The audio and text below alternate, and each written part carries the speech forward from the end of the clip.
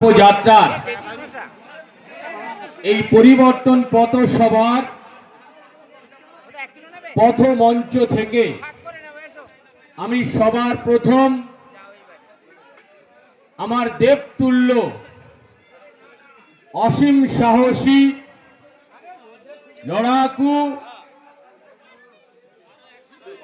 সহকর্মী ভারতীয় জনতা পার্টির কার্যকর্তাগণ কর্মীগণ যারা আমাদের দেশের সৈনিকদের মতো গত 15 বছর ধরে সর্বস্ব ত্যাগ করে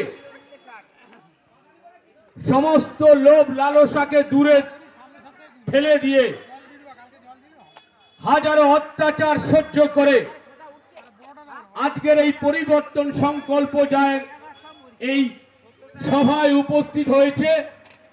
আমি সবার প্রথমে তাদেরকে নতমস্তকে প্রণাম জানাচ্ছি। আজকের এই পরিবর্তন সংকল্প যাত্রার এই